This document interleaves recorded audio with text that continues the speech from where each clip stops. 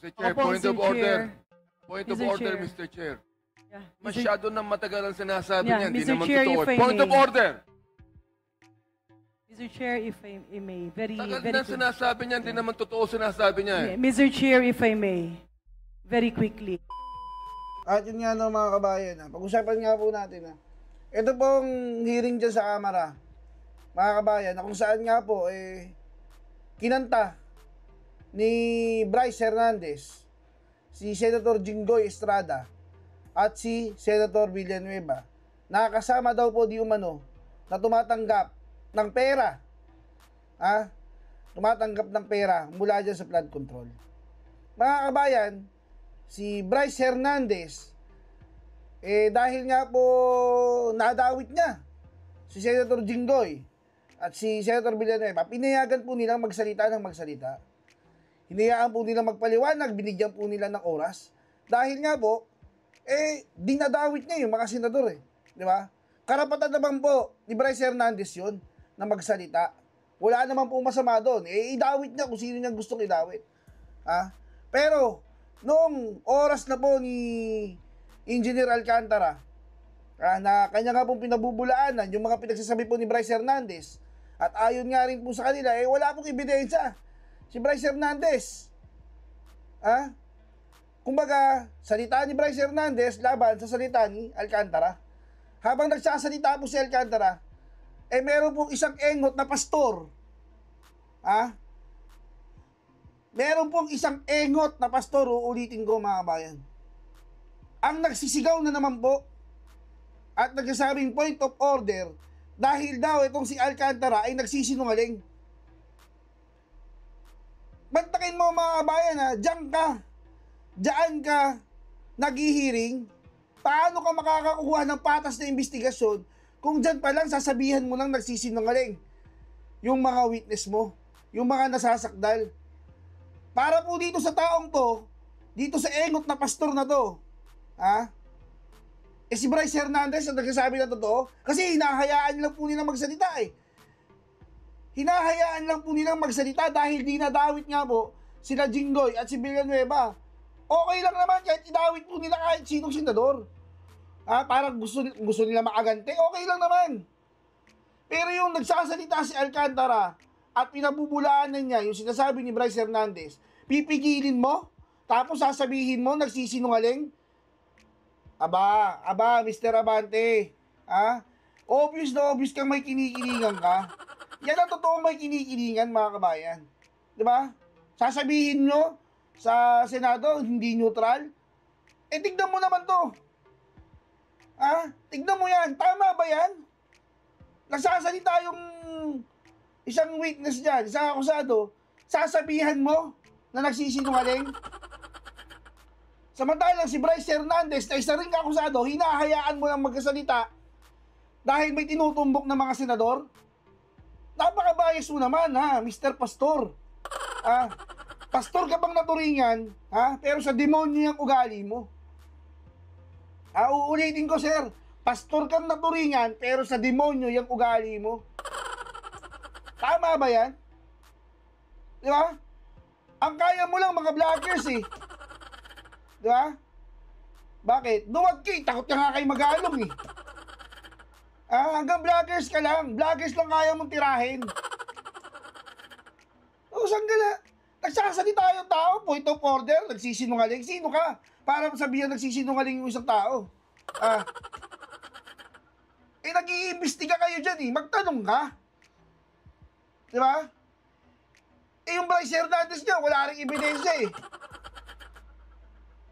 Hindi mo pinigil, hindi mo sinasabi nagsisinungaling Bali ba sa dinadawit yung mga senador para makaganti kayo, di ba? Para mapagtanggol mo yung amo mo. Ugok! Kabisado na namin kayo, booking na pa, obvious naman Pananalita mo pa lang Diba mga ba, ito panoorin po ninyo, kung paano po hinayaan itong unggoy na tong pastor na to, si Bryce Hernandez magsalita, tapos si Alcantara, pipigilan po niya, at sasabihin nagsisinungaling. Ito, panoorin niyo po. Yeah, Mr. Chair, thank you. Para naman, Mr. Chair, hindi tayo magmukhang because we don't also want just as mere allegations, no? We just want to know from our guest, Bryce, do you have a circumstantial evidence that can prove your allegations as indeed these arrangements ay nangyayari? Meron ka bang pruweba, halimbawa, na text man lang or usapan or para at least just to make sure, no, for fairness sake? Your Honor, regarding sa mga text messages, wala po. Lahat po ito sinasabi po ng aking boss sa akin. Okay, Ganun, si dahil Alcantara. kagaya nga po ng sabi ko, ganun po ako ka-close sa kanya. Lahat po ng transaction sinasama niya. Thank you. Mr. Chair, did we invite Engineer Alcantara? Engineer Alcantara is here. Okay. Mr. Chair, may I continue? Mr. Chair, kanina sinabi mo sa unang tanong ng aking kasamaan dito, si Congressman Garbin, na lahat ay kontrolado ni D.E. Alcantara. Tama ba? Na he wanted you to be his assistant district engineer. Kasi gusto niya kontrolado lahat. Tama ba, Bryce? Yung pagkarinig ko. Yes po, Your Honor. Thank you. Gusto ko lang malaman itong connection with the Sims Construction. Anong year po kayo naging back chairman? Ibig sabihin si Engineer Alcantara din po ang nagtalaga sa iyo na maging back chairman. Yes, Your Honor. Okay. Ako ang nag-recommend. Okay, siyang nag-recommend. Kasi gusto niya, kontrolado niya lahat, kaya nga nandyan ka, yun ang gusto mong sabihin, di ba? So, anong year ka naging back chairman? Kasi, Mr. Chair, I want to know, yung sa base po sa salaysay ni Sally Santos, ito po yung mga ghost projects sa Bulacan na panalunan po ng Sims Construction, Wawaw Construction, ay yung isa pa, Mr. Chair. Na kung saan, Mr. Chair, according sa ating data, ay ang naging chairman nito sa pagbibid nitong mga projects, na mga ghost projects, ay chairman nito ay si Engineer Bryce. Gusto ko lang malaman, Engineer Bryce, sabi mo, ikaw yung tinalaga ni D.E. Alcantara as maging chairman. Ibig sabihin, yung pagkapanalo ng SIMS na connected sa mga ghost project ay yung pagbibid nila ay according to Sally ay pre-arranged na, kumbaga siya nang mananalo. Tama po ba? Yes po, Your Honor.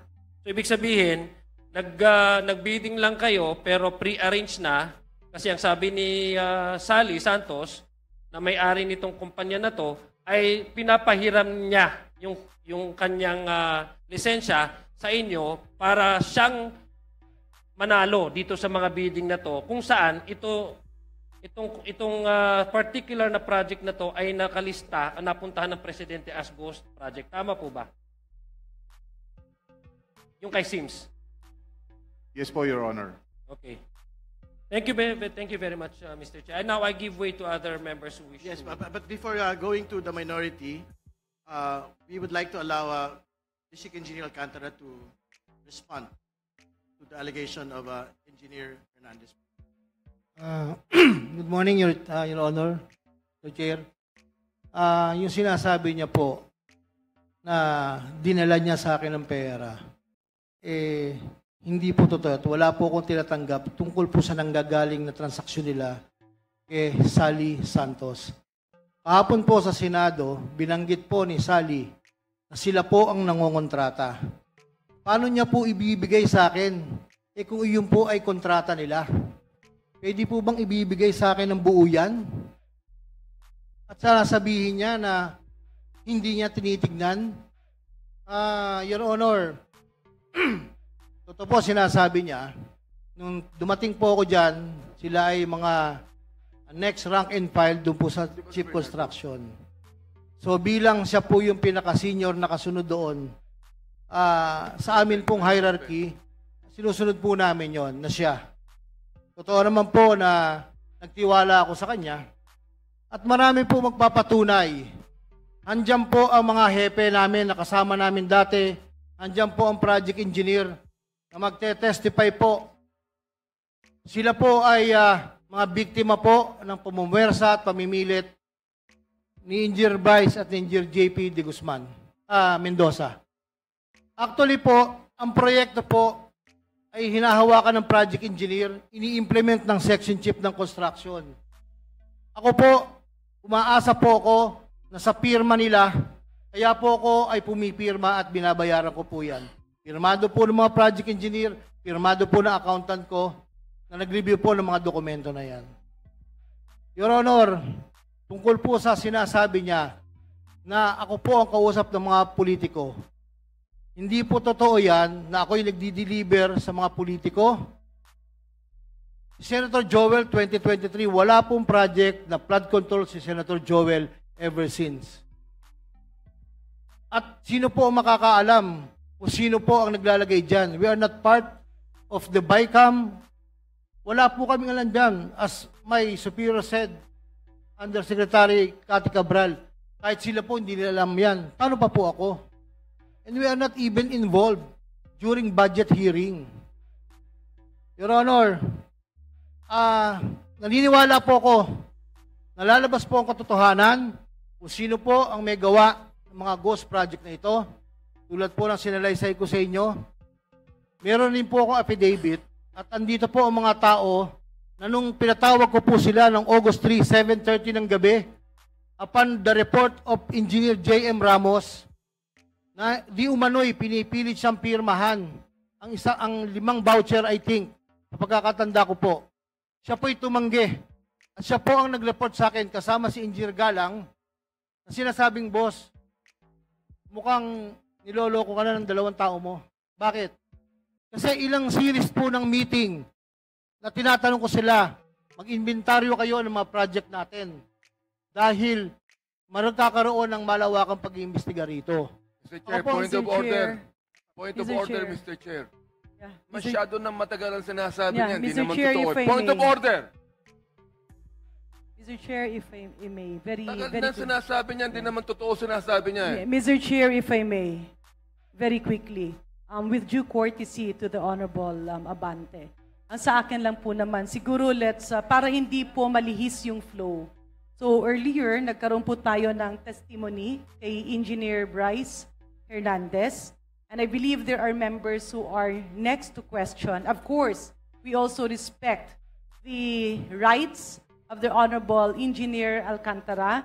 And nandiyan dyan naman po siya. So yung mga ito po, Mr. Chair, ay itatanong rin natin kay Engineer Alcantara. For the meantime, Mr. Chair, may I suggest that we move to the next interpolator? Yes, well taken. Thank you, Engineer Alcantara.